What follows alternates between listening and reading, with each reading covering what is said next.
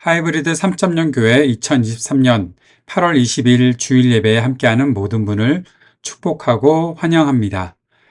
더운 여름날이지만 우리의 마음속에 주님을 향한 열정이 더 뜨겁게 타올랐으면 좋겠습니다.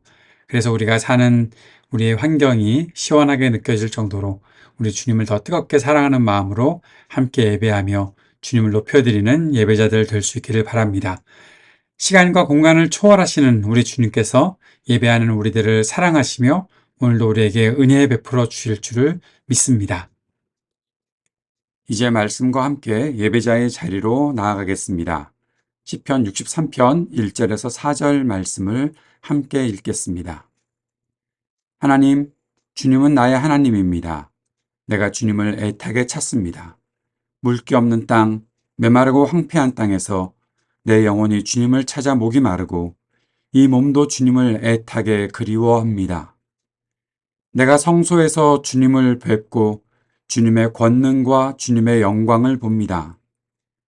주님의 한결같은 사랑이 생명보다 더 소중하기에 내 입술로 주님께 영광을 돌립니다. 이 생명 다하도록 주님을 찬양하렵니다. 내가 손을 들어서 주님의 이름을 찬양하렵니다. 아멘. 주님께서 가르쳐 주신 기도를 함께 드리겠습니다.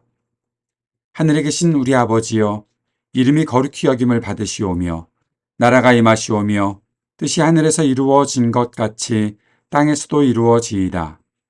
오늘 우리에게 일용할 양식을 주시옵고 우리가 우리에게 죄 지은 자를 사하여 준 것 같이 우리 죄를 사하여 주시옵고 우리를 시험에 들게 하지 마시옵고 다만 악에서 구하시옵소서.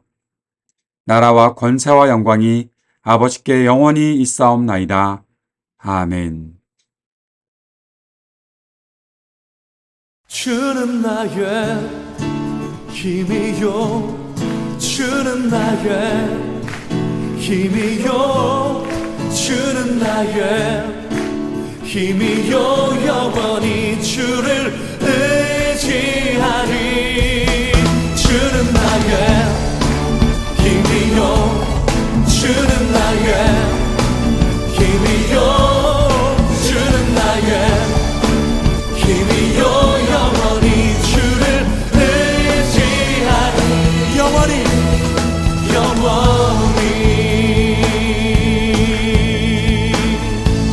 하늘 위에 주님밖에, 하늘 위에 주님밖에 내가 사모할 자, 내가 사모할 자 이 세상에 없네. 내 맘과 힘을 믿을 수 없네. 오직 한 가지, 오직 한 가지, 그 진리를 믿네. 주는 나의 힘이요, 주는 나의 힘이요, 주는 나의 힘이요, 영원히 주를 의지하리. 주는 나의 힘이요, 주는 나의 힘이요, 주는 나의 힘이요, 영원히 주를 의지하리. 영원히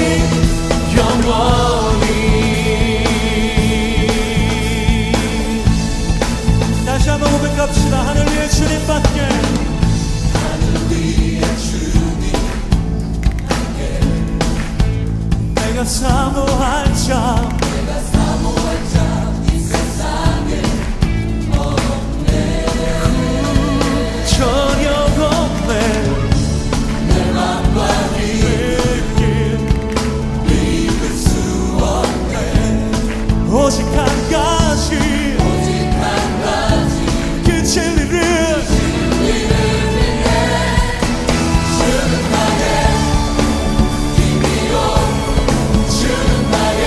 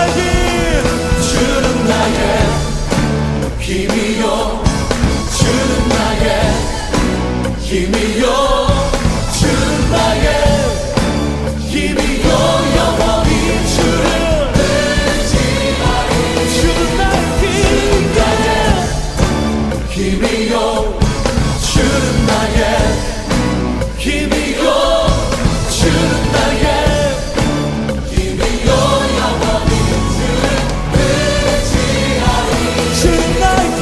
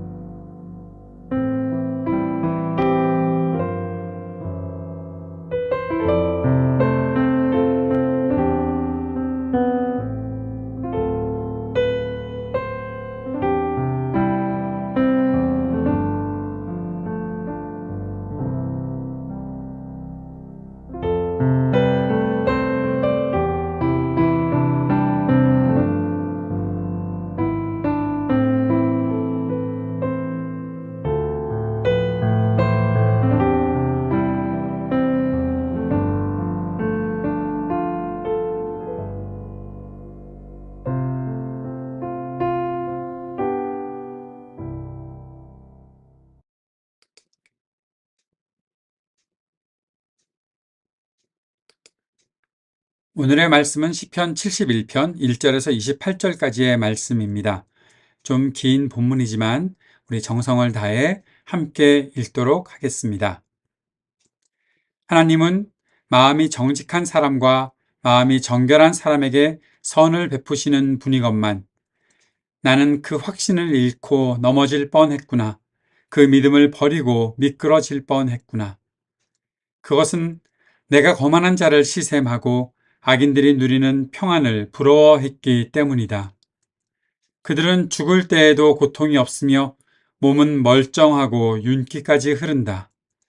사람들이 흔히들 당하는 그런 고통이 그들에게는 없으며 사람들이 을에 당하는 재앙도 그들에게는 아예 가까이 가지 않는다. 오만은 그들의 목걸이요 폭력은 그들의 나들이 옷이다. 그들은 피둥피둥 살이 쪄서 거만하게 눈을 치켜뜨고 다니며 마음에는 헛된 상상이 가득하며 언제나 남을 비웃으며 악의에 찬 말을 쏘아 붙이고 거만한 모습으로 폭언하기를 즐긴다. 입으로는 하늘을 비방하고 혀로는 땅을 휩쓸고 다닌다.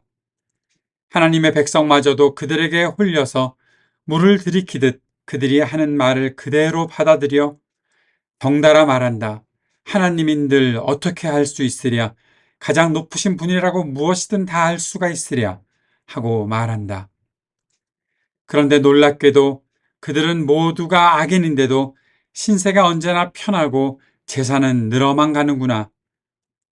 이렇다면 내가 깨끗한 마음으로 살아온 것과 내 손으로 죄를 짓지 않고 깨끗하게 살아온 것이 허사라는 말인가? 하나님, 주님께서는 온종일 나를 괴롭히셨으며 아침마다 나를 벌하셨습니다.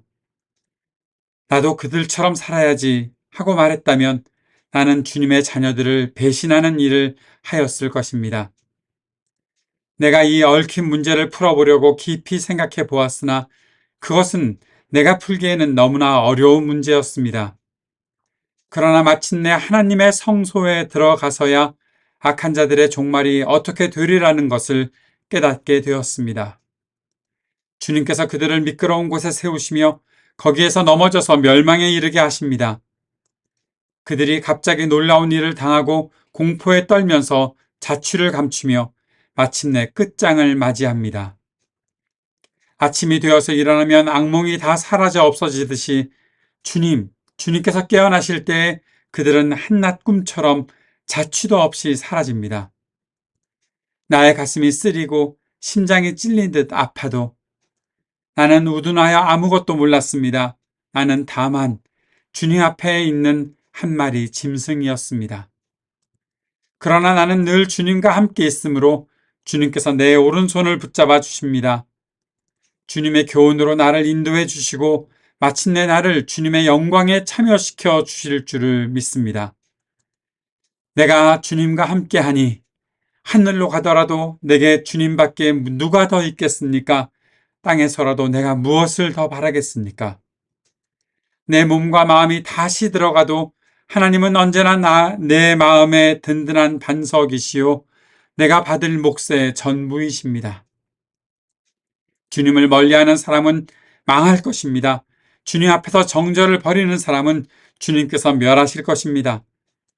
하나님께 가까이 있는 것이 나에게 복이니 내가 주 하나님을 나의 피난처로 삼고 주님께서 이루신 모든 일들을 전파하렵니다. 아멘. 오늘은 시편 73편 말씀을 통해서 우리의 믿음 생활에서 때로 우리가 확신을 잃을 수도 있고 믿음을 버릴 수도 있었던 그런 순간이 분명히 있었다는 것을 한번 생각해 보고 왜 그런 일을 겪게 되는지 그리고 또 어떻게 그런 일들을 극복하며 살아갈 수 있는지 우리의 믿음을 어떻게 더 견고하게 가질 수 있는지 살펴보는 시간을 갖도록 하겠습니다. 시편 73편은 우리가 잘 알고 있듯이 표제에 아삽의 시라고 나와 있습니다. 그런데 이 시편 73편은 믿음의 위기를 겪었던 사람이 쓴 시입니다. 어떻게 다시 믿음을 회복하게 되었는지를 또 잘 보여주는 그런 시이기도 해서 오늘 우리가 이 시를 공부하는 것에는 큰 유익이 있을 것이라 생각합니다. 시인은 하나님이 어떠한 분인지 잘 알고 있었던 사람입니다. 하나님은 마음이 정직한 사람, 정결한 사람에게 선을 베푸시는 분이시다. 이것이 시인의 고백입니다. 이것이 바로 하나님의 약속이기도 하지요. 하나님은 신실하게 약속을 지키는 분이시고 그 약속을 시인에게 베풀어 주셔서 분명히 지키셔서 그가 그렇게 믿음을 가지고 지금까지 살아올 수 있도록 해 주셨습니다. 시인도 정직하게 살고 정결하게 살면서 하나님의 이 은혜를 마음껏 누리며 살았을 것이다 생각합니다. 그런데 시인에게 문제가 생겼던 것이죠. 시인이 이렇게 말하고 있습니다. 나는 확신을 잃고 넘어질 뻔했구나. 그 믿음을 버리고 미끄러질 뻔했구나. 무엇이 시인을 이렇게 만들었을까요?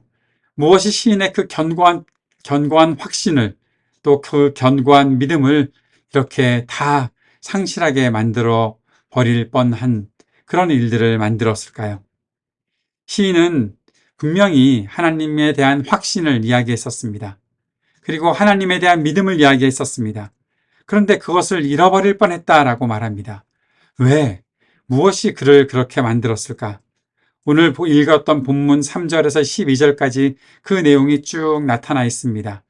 여러분께서 다시 한번 확인하시면서 읽어보시면 좋겠습니다. 그것을 요약하며 설명하자면 이런 것입니다. 거만하고 악한 자들, 사람들이 보기에 저 사람들은 분명히 악한 사람들이 분명해 라고 말할 수밖에 없는 그런 사람들이 너무 잘 살고 있다는 겁니다. 아무런 이상도 없이, 그리고 아무 건강에 나빠지는 것도 없이, 재산이 조금 없어지는 그런 일들도 없이, 요즘 말로 한다면 왜 다른 사람들이 사놓은 주식은 다 떨어지는데 그 사람들이 사놓은 주식은 계속 올라갈까? 왜 다른 사람들이 축적해 놓은 재산은 언제 어떻게 될지 몰라서 다들 아둥바둥 하면서 사는데 왜 저 사람들이 저렇게 풍족하게 살아갈까? 그렇게 살아가고 있었다라는 것이죠. 그래서 그것을 바라보는 시인이 그것을 굉장히 부러워했다는 것입니다. 이런 질문을 해보게 되지요. 누군가를 부러워하지 않고 살 수 있지 않은가? 여러분은 그러십니까? 어떤 면에서는 누군가를 부러워하지 않고 살아갈 수 있는 충분한 이유가 있을 것이라 생각하고 우리도 누군가 부러워하지 않고 잘 살고 있을 것이다 생각을 합니다. 그런데 눈앞에 보이는 나보다 나은 어떤 사람들을 보면 부럽지 않습니까? 솔직하게 부럽긴 부럽잖아요. 그 부러움을 우리가 극복하고 살 뿐이지 그들의 모습이 나의 모습이었으면 좋겠다. 그런 생각 충분히 해보잖아요. 요즘 전도서를 계속 공부하고 있었는데 그 전도서를 공부하면서도 늘 생각했던 게 그겁니다. 전도서를 정말 솔로몬이 자신의 아들들한테 주는 교훈으로 그렇게 썼고 백성들을 가르치는 교훈으로 썼다면 그 솔로몬이 하는 이야기 중에 그런 이야기가 있습니다. 나는 충분히 지혜로웠었어. 나는 충분히 부를 다 가졌었어. 그런데 그거가 다 가져보니까 다 헛되더라. 그거 아무것도 아니더라. 여러분, 저는 그 솔로몬의 이야기가 정말 얄밉습니다. 왜냐하면 자신은 옳게 살지 않았잖아요. 하나님의 율법, 하나님께서 약속하신 그거 다 깨버리고 마음대로 살았었잖아요. 그래 놓고 자신이 가지고 있었던 것들을 가만히 생각해보니 이거 다 헛된 것이다. 라고 그렇게 말한다는 거죠. 그래서 가끔 이런 생각도 해볼 때가 있습니다. 나도 한번 그렇게 남부럽지 않게 다 가져본 다음에 그 다음에 뭔가 나도 얘기했으면 좋겠다. 왜 그럴까요? 부러우니까요. 나도 그만큼 부자였으면 좋겠고, 나도 그만큼 힘이 있었으면 좋겠고, 나도 그만큼 건강했으면 좋겠고, 나도 그만큼 권력이 있었으면 좋겠고, 누군가 나보다 나은 누군가를 보면 부러워하고 시샘하는 것 다 있잖아요. 정말로 없다고요? 있을걸요? 여러분 그런 거 생각 안 하십니까? 저 사람은 나보다 나은 사람, 저 사람은 나보다 못한 사람, 이런 판단 우리가 맨날 하잖아요. 그렇게 늘 비교하면서 살아가는 게 인생인데 어떻게 한 번도 남을 부러워해 본 적이 없다고 말씀하실 수 있겠습니까? 최고의 자리에 있는 사람, 내가 최고의 자리에 있으니까 나는 하나님의 은혜 속에 있으니 내가 최고의 자리에 있습니다. 그런 거 조금 나중에 얘기하고, 우리가 해 아래의 세상에서 살고 있으니까 우리는 이미 해 아래를 극복하고 하나님과 함께 살고 있지만 아직 우리의 현실들을 보면서 얘기해 보자는 겁니다. 최고의 자리? 나 아니잖아요. 다른 사람이잖아요. 누군가 한 사람이잖아요. 그렇다면 다 누군가와 비교하면서 살겠죠. 나보다 나은 누군가가 있겠다. 나는 그 자리에 가본 적이 없는데 하면 부러움이 생기는 거죠. 그런데 여기에 한 가지 문제가 있습니다. 그렇게 잘 살고 있는 사람들이 선하고 아름다운 인생을 살고 있는 사람이라면 부러워해도 괜찮을 것 같은데 지금 여기에 시인이 겪고 있는 문제는 그들이 악한 사람들이라는 겁니다.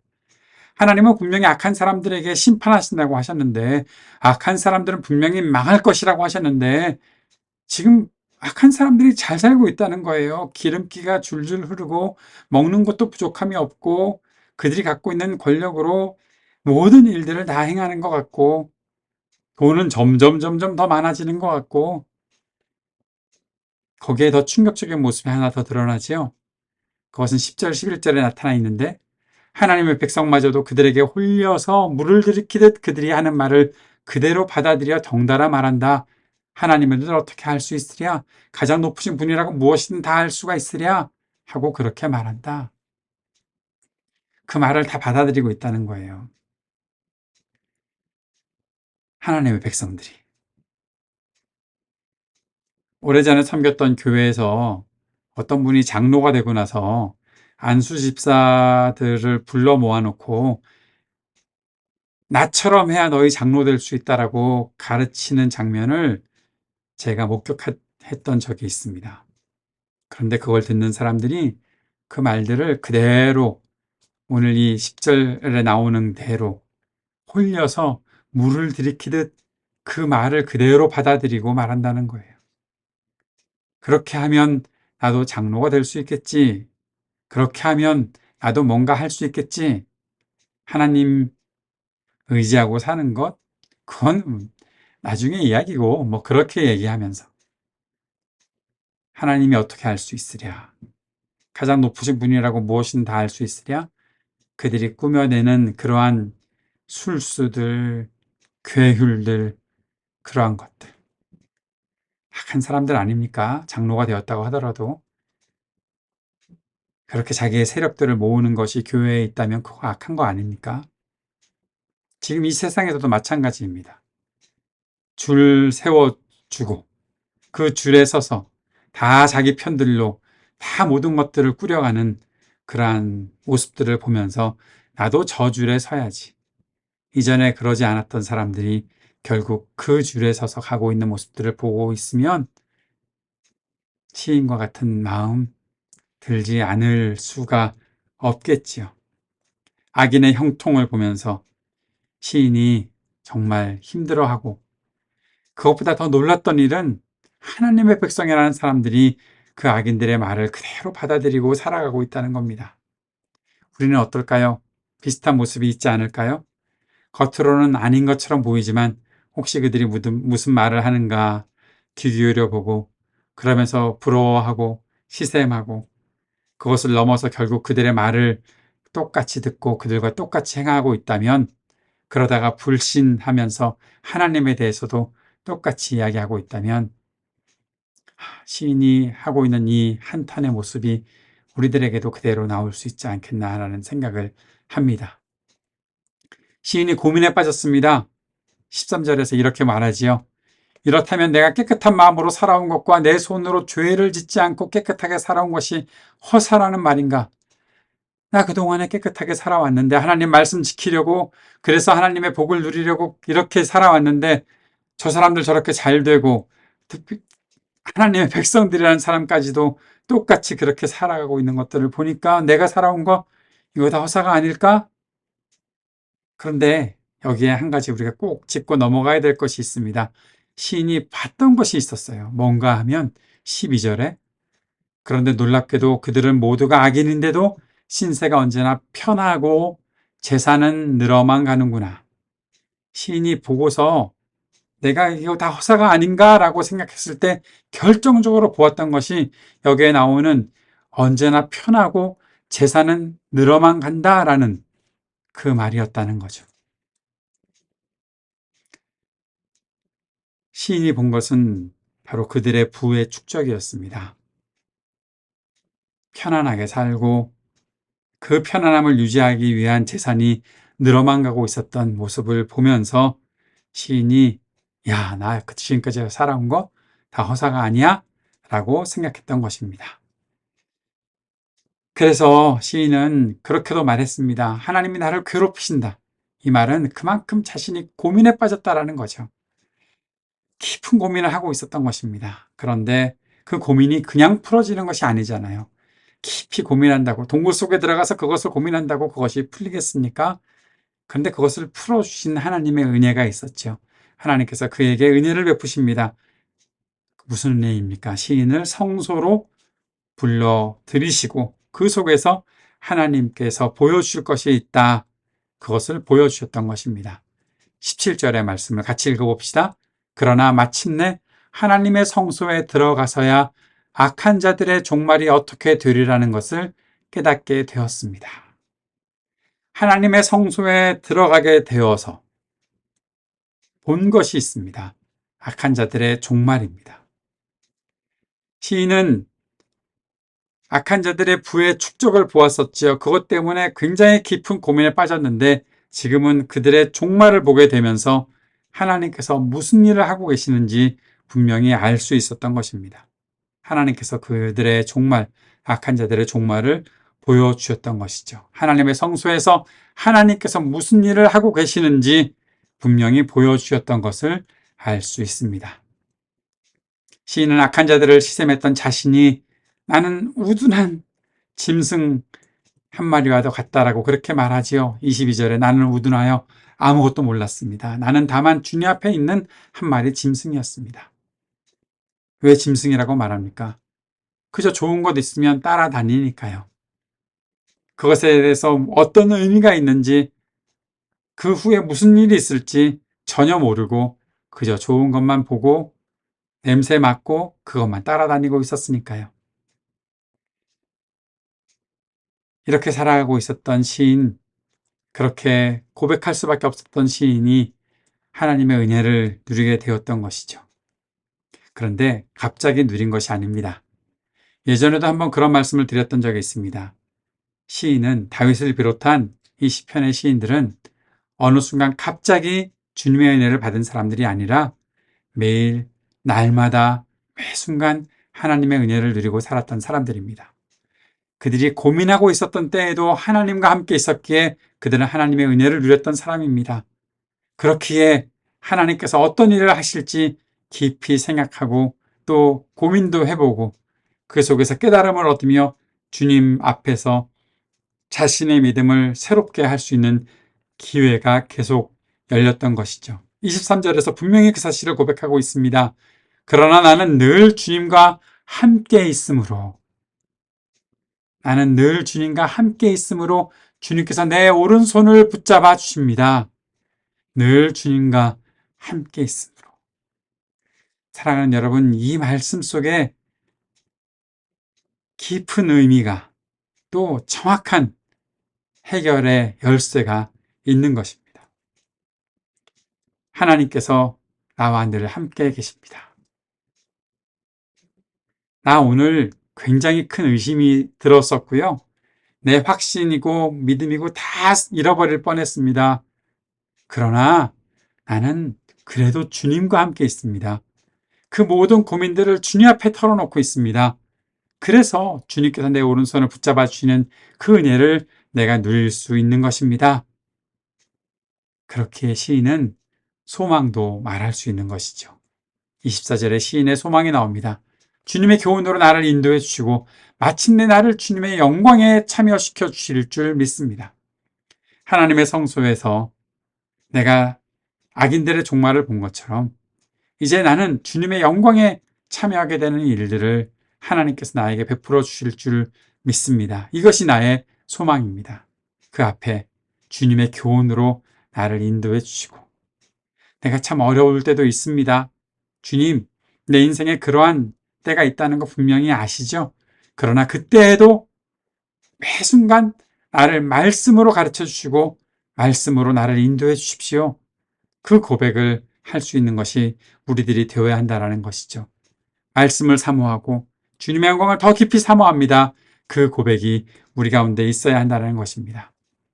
그렇게 고백하는 시인, 그리고 그렇게 고백하는 우리가 시인의 25절의 이 고백을 할 수 있는 거죠. 우리가 앞에서도 찬양했던 고백이 바로 이 고백을 기초로 해서 만든 것이 아닌가 생각합니다. 같이 읽어봅시다.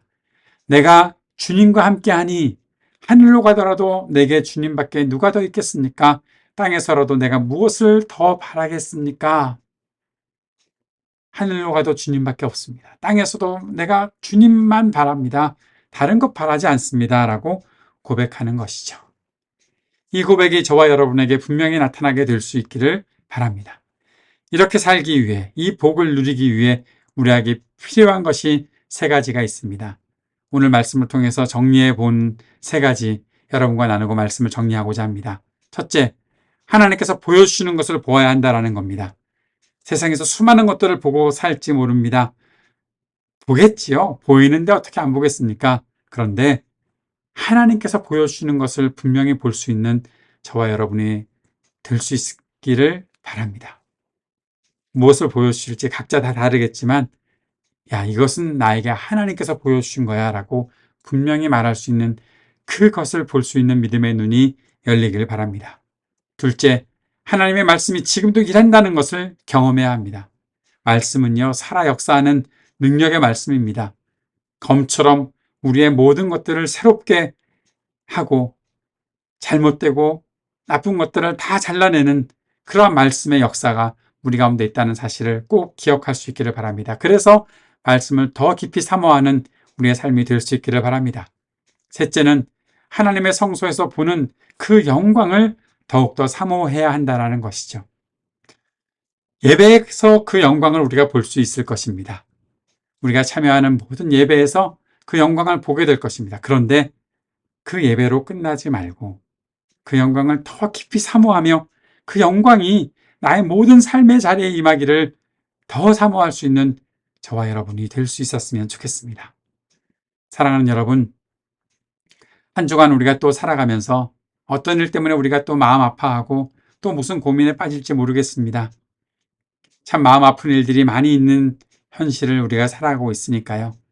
이 한국 사회가 왜 이렇게 어둡고 왜 이렇게 혼란스러운지 참 알 길이 분명히 있는데 그 알 길을 사람들이 다 거부하고 안 가는 것 같습니다. 그래서 갑갑합니다. 힘이 듭니다. 그럴 때 하나님의 영광을 바라보고 그 영광이 이 땅에 분명히 임하기를, 나의 삶의 자리에 임하기를 더 사모하고 그 속에서 하나님의 말씀을 붙잡고 그 인도하심을 따라갈 수 있는 우리가 될 수 있기를 바라고 하나님께서 내게 무엇을 보여주실지 그것을 기대하고 바라보고 한 걸음씩 또 나아가는 우리 모두의 삶이 될 수 있기를 바랍니다. 주님이 우리를 분명히 그 길로 인도해 주실 줄을 믿습니다. 기도합시다. 하나님 아버지, 우리의 삶에서 참 많은 위기를 겪습니다. 그러나 그 위기 속에서도 끝까지 주님을 바라보고 주님 붙잡고 살아가는 우리 모든 하나님의 백성들 될 수 있도록 인도하시고 함께해 주옵소서. 예수님 이름으로 기도드립니다. 아멘.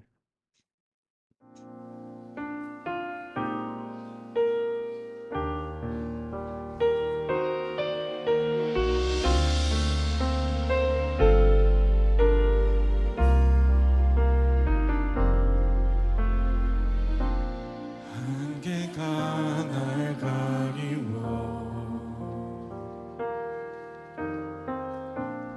내 믿음은 흔들리려 할 때 나 주님께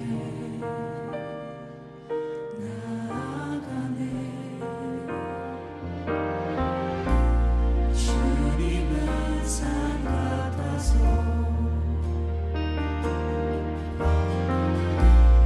여전히 그 자리에 계셔. 눈을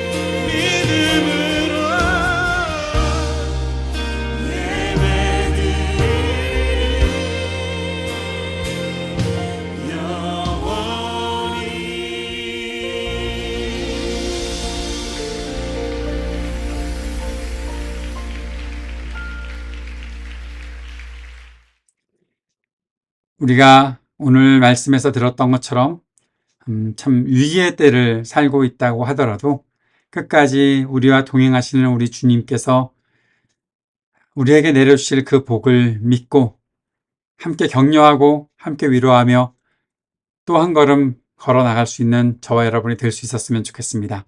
그 믿음의 고백을 서로 나누도록 합시다. 그리스도 우리 앞에 계셔서 우리를 늘 좁고 바른 길로 이끄소서.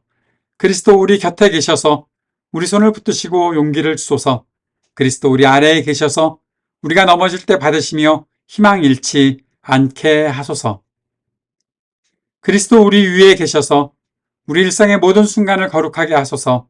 그리스도 우리 안에 계셔서 우리가 그리스도의 열매를 맺게 하소서. 성삼위 하나님 항상 우리와 함께 처음과 같이 지금도 그리고 영원히. 아멘. 오늘도 예배에 함께 해주신 모든 분을 다시 한번 축복합니다. 주님께서 우리들에게 베풀어 주시는 은혜에 의지하고 서로가 또 함께 손잡아주며 주님의 사랑과 위로와 격려를 나누며 힘있게 살아갈 수 있는 저와 여러분의 한 주간의 삶이 될 수 있기를 다시 한번 축복하고 바랍니다.